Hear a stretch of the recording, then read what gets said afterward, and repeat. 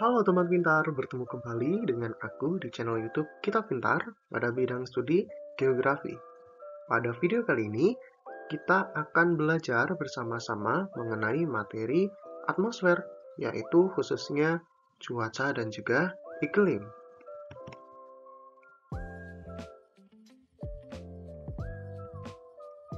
Oke teman pintar semuanya, pertama kita masuk ke dalam definisi cuaca dan juga iklim itu sendiri. Yang pertama, cuaca. Cuaca merupakan keadaan udara dalam waktu dan tempat tertentu. Sedangkan untuk iklim adalah kebalikannya, yaitu keadaan rata-rata cuaca di suatu wilayah. Nah, terdapat perbedaan yang sangat jelas antara cuaca dan juga iklim. Teman pintar bisa lihat di tabel yang ada. Untuk cuaca memiliki luas wilayahnya itu sempit, sedangkan iklim itu terjadi pada wilayah yang sangat luas. Contohnya, di kota Semarang sedang terjadi hujan deras, nah itu cuaca. Sedangkan untuk iklim, Indonesia sedang mengalami musim kemarau, atau Indonesia sedang mengalami musim penghujan, itu namanya iklim. Daerahnya jauh lebih luas daripada cuaca. Kalau cuaca di satu titik saja, kalau iklim lebih luas. Waktunya, cuaca itu waktunya terjadi sangat singkat. Sedangkan untuk iklim terjadi dalam waktu panjang. Contohnya tadi, hujan. Ketika terjadi hujan, waktunya akan singkat. Sedangkan ketika terjadi musim kemarau, kekeringan berkepanjangan, yaitu otomatis waktunya lama. Itu iklim. Sifatnya, kalau cuaca itu cepat berubah. Jam 7 pagi, kota Semarang sedang mengalami hujan. Nanti di jam 8 atau bahkan setengah 8, bisa-bisa di kota Semarang sudah cerah. Nah, seperti itu. Jadi, pada intinya untuk cuaca itu sifatnya berubah-ubah dengan sangat cepat. Sedangkan kalau iklim, itu tidak cepat berubah. Ya, ketika sedang terjadi musim penghujan, setiap harinya akan hujan terus.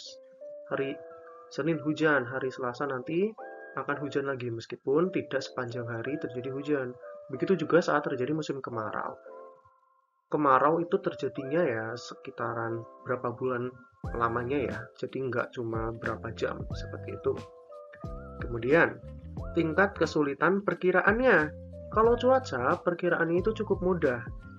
Teman pintar bisa lihat perkiraan cuaca di ponsel teman pintar ataupun dari BMKG ya, di situ sudah tersedia.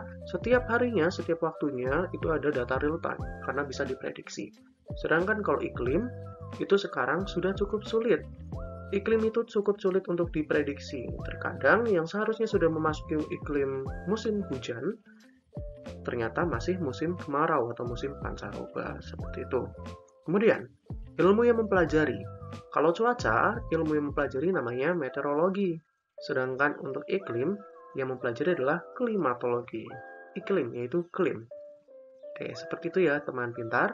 Itu adalah kata kunci dari pemahaman teman pintar terhadap cuaca dan juga iklim.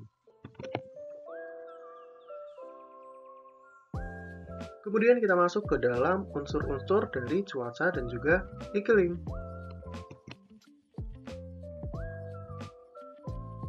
Yang pertama adalah temperatur atau suhu udara. Suhu udara atau temperatur merupakan derajat atas panas ataupun dinginnya suatu objek. Suhu yang paling dingin biasanya ada di daerah kutub, dan yang paling hangat atau yang paling panas biasanya ada di daerah khatulistiwa. Kutub dan juga khatulistiwa. Khatulistiwa itu adalah di tengah-tengah ya, tengah-tengah bumi ekuator, sedangkan kutub jadi paling pojoknya bumi. Kenapa di ekuator atau di khatulistiwa lebih panas daripada di kutub? Karena penyinaran mataharinya langsung kena kalau di ekuator dan terjadi sepanjang hari. Sedangkan di kutub itu tidak langsung menerima sinar matahari.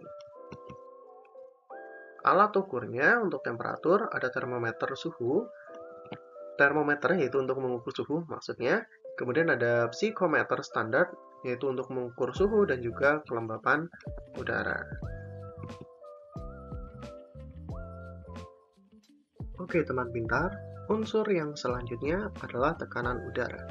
Tekanan udara merupakan berat massa udara di sekitar kita yang memberikan tekanan pada apapun yang disentuhnya ataupun yang dikenainya. Nah, itu adalah tekanan udara. Alat ukur yang digunakan untuk mengukur tekanan udara dinamakan barometer. Terdapat beberapa faktor yang mempengaruhi tekanan udara. Yang pertama adalah suhu udara. Semakin rendah atau dingin suhu udara, maka tekanannya akan semakin tinggi. Nah, tekanan udara ini berbanding terbalik dengan suhu udara. Suhunya rendah atau dingin, maka tekanannya tinggi. Suhunya tinggi atau panas, maka tekanannya rendah ya, seperti itu. Kemudian, untuk ketinggian tempat. Semakin tinggi suatu tempat, maka tekanan udaranya akan semakin rendah. Kemudian, letak lintang. Khatulistiwa, tekanan udaranya lebih rendah daripada di daerah kutub. Kenapa seperti itu? Karena khatulistiwa yang berada di tengah-tengah bumi akan memiliki penyinaran matahari sepanjang hari dan juga lebih banyak, sehingga suhunya akan lebih panas daripada di daerah kutub. Suhu yang panas atau suhu yang tinggi akan mengakibatkan tekanan udara yang rendah. Sebaliknya di daerah kutub memiliki suhu yang dingin atau suhu yang rendah, maka tekanan udaranya akan jauh lebih tinggi daripada di daerah khatulistiwa. Kemudian faktor lain adalah topografi, yaitu relief daratan dan juga adanya lautan. Kemudian unsur cuaca dan iklim selanjutnya adalah kelembapan udara. Kelembapan udara merupakan kadar uap air yang terdapat di dalam udara. Ada dua jenis kelembapan udara. Yang pertama adalah kelembapan relatif, dan yang kedua adalah kelembapan absolut. Untuk kelembapan relatif atau nama lainnya adalah kelembapan nisbi merupakan perbandingan jumlah uap air di udara dengan jumlah uap air maksimum yang dapat dikandung oleh udara pada suatu suhu yang sama. Itu kelembapan nisbi. Kelembapan absolut atau mutlak yaitu jumlah massa uap air yang berada dalam 1 meter kubik udara. Kalau yang relatif itu adalah uap air maksimum yang bisa dikandung pada udara, sedangkan kalau yang absolut atau mutlak jumlah massa uap air dalam 1 meter kubik. Alat ukur kelembapan udara dinamakan hygrometer, kemudian ada termohigograf, yaitu untuk mengukur suhu dan juga kelembapan nisbi. Unsur yang selanjutnya adalah curah hujan. Curah hujan diartikan sebagai tingkat intensitas hujan yang ada pada suatu daerah. Intensitas ya. Nah, di mana hujan ini terjadi karena awan atau titik-titik air di udara yang telah jenuh. Nah, jenuh ini penuh ya airnya, isinya sudah penuh. Ketika sudah penuh awannya berisi air, maka lama-kelamaan akan pecah. Nah, pecahnya ini yang dinamakan hujan. Teman-teman pintar bisa asosiasikan dengan plastik yang diisi air secara terus-menerus. Ketika sudah over capacity, maka airnya akan pecah ya, plastiknya akan pecah dan mengeluarkan air. Air tersebut yang dinamakan hujan. Untuk alat pengukur curah hujan ada ombrometer, yaitu pengukur curah hujan secara manual, kemudian ada automatic rain gauge atau ARG, yaitu pengukur hujan otomatis.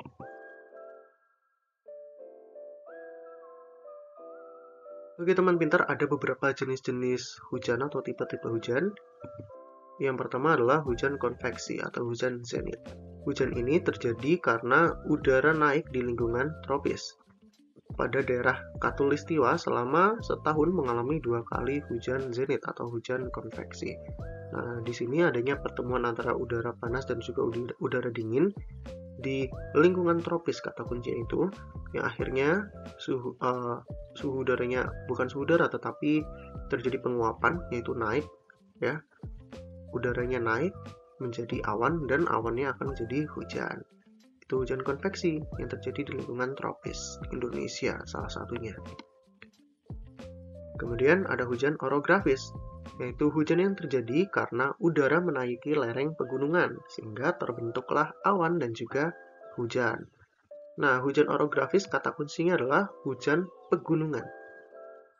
Ketika teman pintar sedang bermain ya, misalkan ke daerah Bandungan, yaitu di sekitar Gunung Ungaran, yang ada di bawah atau di kota, cuacanya sedang panas, sangat terik. Tetapi ketika teman pintar main ke daerah Bandungan, Sumowono, yang berada di lereng Gunung Ungaran, di tempat tersebut sudah mendung, sudah terjadi hujan. Dan hujannya hanya terjadi di daerah itu saja.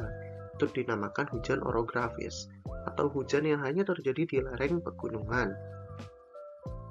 Kemudian ada hujan frontal atau hujan siklon. Hujan ini terjadi karena pertemuan dua massa udara panas dan juga dingin sehingga menghasilkan hujan. Daerah terjadinya yaitu di lintang sedang.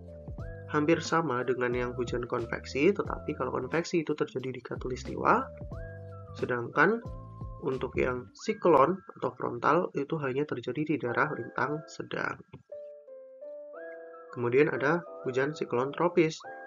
Hujan yang terjadi akibat tekanan udara yang rendah. Biasanya terjadi di lautan yang panas, sehingga menimbulkan siklon. Terjadi pada daerah lintang 0 sampai dengan 10 derajat, di daerah khatulistiwa ya, tropis. Siklon ini, atau siklon tropis, dapat menimbulkan cuaca buruk, yang disertai hujan yang sangat lebat, bisa mengakibatkan badai tropis. Seperti itu. Itu adalah beberapa jenis hujan. Kemudian unsur selanjutnya adalah angin. Angin merupakan pergerakan udara yang disebabkan oleh adanya panas yang tidak merata di bumi karena perbedaan intensitas penyinaran matahari. Udara yang bergerak dari daerah bertekanan maksimum atau dingin ke daerah bertekanan minimum atau rendah. Nah, udara itu akan selalu bergerak, tidak pernah berhenti. Bergeraknya mengikuti apa? Mengikuti suhu udara yang ada di bumi. Adanya panas yang tidak merata. Alat ukur kecepatan angin dinamakan anemometer dan juga windshock. Kemudian di sini terdapat beberapa faktor yang mempengaruhi kecepatan angin. Yang pertama adalah gradien barometrik atau GB, merupakan perbedaan tekanan udara pada dua garis isobar. Semakin besar GB-nya atau gradien barometriknya, maka akan semakin kencang anginnya. Kemudian ketinggian suatu tempat. Semakin tinggi suatu tempat, maka anginnya akan semakin kencang. Teman pintar bisa pahami ketika teman pintar sedang main di daerah dataran tinggi atau pegunungan, itu anginnya akan jauh terasa lebih cepat atau kencang dibandingkan di daerah dataran rendah yang seperti biasa. Seperti itu. Kemudian relief permukaan bumi atau topografi. Semakin bentuk reliefnya itu berbukit atau ya berbukit ya, lembah, lereng seperti itu, maka anginnya akan semakin kecil karena terhalang. Tapi semakin reliefnya datar, sangat datar seperti di pantai, meskipun di dataran rendah ya, tetapi karena tidak ada halangan apapun, maka kecepatan anginnya akan jauh lebih tinggi daripada di daerah yang berbukit dan juga lereng. Kemudian adanya letak lintang, di mana pada wilayah ekuator atau khatulistiwa akan memiliki angin yang lebih kencang dibandingkan di wilayah lainnya. Oke, selanjutnya adalah adanya bangunan atau pohon tinggi. Semakin banyak pohon tingginya atau bangunannya, maka kecepatan anginnya akan semakin rendah. Kemudian sebaliknya, ketika tidak terlalu banyak pohon dan tidak terlalu banyak bangunan, maka anginnya akan bertiup sangat cepat. Kemudian kita masuk ke dalam macam-macam angin. Yang pertama adalah angin pasat dan juga angin antipasat. Angin pasat merupakan angin yang bertiup dari wilayah subtropis ke ekuator. Di BBU atau belahan bumi bagian utara berbelok ke kanan, dan di BBS atau belahan bumi bagian selatan akan berbelok ke kiri. Teman pintar bisa lihat di gambar ya, angin pasat itu dari atas atau dari bawah menuju ke tengah. Di gambar yang garis oranye ya, kuning ya. Kemudian ada angin antipasat. Angin antipasat kebalikan dari angin pasat, yaitu bertiup dari wilayah ekuator ke wilayah subtropis. Angin ini kebalikan dari angin pasat dan letaknya di atas angin pasat, ya, itu anti pasat. Kemudian ada angin darat dan juga angin laut. Angin darat merupakan angin yang berembus dari daratan menuju ke laut. Angin darat ya, dari darat. Terjadi pada malam hari hingga pukul 6, yaitu jam 8 sampai dengan jam 6. Dimanfaatkan nelayan untuk berangkat ke laut. Nah, oleh karena itu teman pintar bisa melihat ya, biasanya kehidupan nelayan itu mencari ikannya atau menangkap ikan di malam hari. Kenapa? Karena mereka dapat mengirit bahan bakar minyaknya atau BBM-nya. Mereka akan memanfaatkan angin yang berasal dari darat yang akan mendorong kapal atau perahu mereka ke lautan. Kemudian ada angin laut, di mana angin yang berembus dari laut menuju ke daratan. Terjadi pada pagi sampai dengan sore hari, jam 9 sampai dengan jam 16 atau jam 4 sore. Dimanfaatkan nelayan untuk pulang ke daratan.